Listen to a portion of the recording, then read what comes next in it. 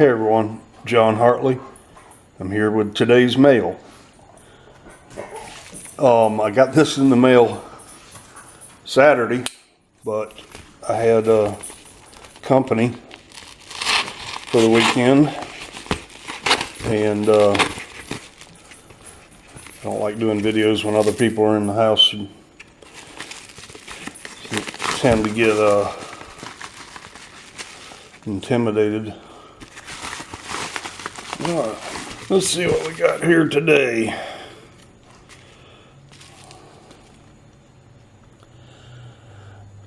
"1935, San Francisco, Washington Quarter.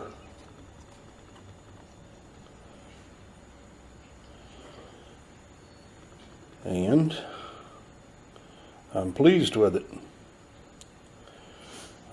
I'm sorry about this, y'all, but I can see it better if I hold it up here in front of my face. Yep, that looks nice. I started this Washington Quarter albums. It's 1932 to 1997, including proof issues. I started this album in 2012, right after I finished the first big album that I ever did, which was the Kennedy $50 album, which took me 7-8 months to fill, and that made me think I could tackle this Washington Quarter album. So I started in 2012, and being what I refer to myself as a completist, I had to start all the other Washington Quarter albums. I'm not a great, huge fan of the Statehood Quarter program. It was good, brought a bunch of youth into our hobby. I liked it, but then they kept pushing it a bit too far, and it's like, is it ever going to end? What are we going to see after the Washington Parks quarters end? So the original program that turned into what we now know as the Washington Quarter was going to be a 1-year change of the $50 from the Walking Liberty $50 for 1 year in 1932, the bicentennial of Washington's death. They were going to make a $50 commemorative, circulating, as I understand it, commemorative coin for 1 year. Well, as they got going, that changed, and they decided that they would just make it a quarter and make it a permanent change. Which at the time, if I were alive, I would say no, because we had such a beautiful quarter, the Standing Liberty Quarter. But looking back at it now, us coin collectors will always have Standing Liberties in our collection. We can always look at them, and this just gave us another coin to collect, so it's okay. They originally, the Bicentennial Committee, originally tasked Laura Garden Frazier with making the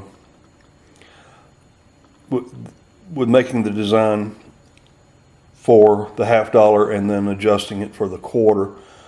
Laura Garden Frazier was the wife of James Earl Frazier, who is probably most notably known for the Indian head nickel, buffalo nickel. And she'd already designed her coin, and then the Treasury Secretary decided to go with John Flanagan's design, which is what we know now. And they eventually used Laura Garden Frazier's design for the 1999 gold commemorative coin. And I think that her design looks better than Flanagan's design.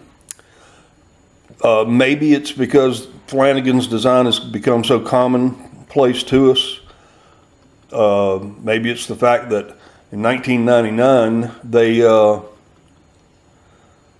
they completely, almost utterly ruined the design of Washington's bust.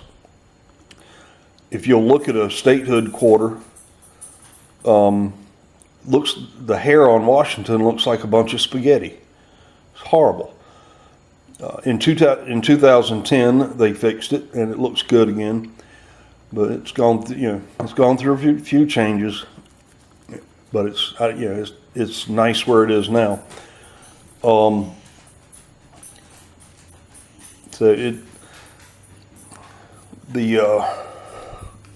These albums are all complete, up to date. Obviously, this album isn't complete because it goes past the year 2017. And these albums were put together from mint sets entirely. Everything that went in all of these albums came directly out of a mint set that I cracked open. That was my way of doing it affordably and getting the best quarters possible. You know, if you buy a mint set that's unopened, especially as young as 1999, that they're going to be good condition coins protected in their mint sets. The album, the original album, has been a task. It was easy at first. You could get these coins very easily. I decided I was going to, just like my John F. Kennedy half album, everything's going to be uncirculated and as spotless a coin as I could find. And a lot of these were also stuff that were that I'd take out of mint sets when you could find them. You go back so far, eventually you can't get them out of mint sets any longer. So you just search for the best coin available. And I think sorry about my arm there.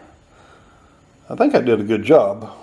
Going back in time, I'm still maintaining a high level of quality for these Washington quarters.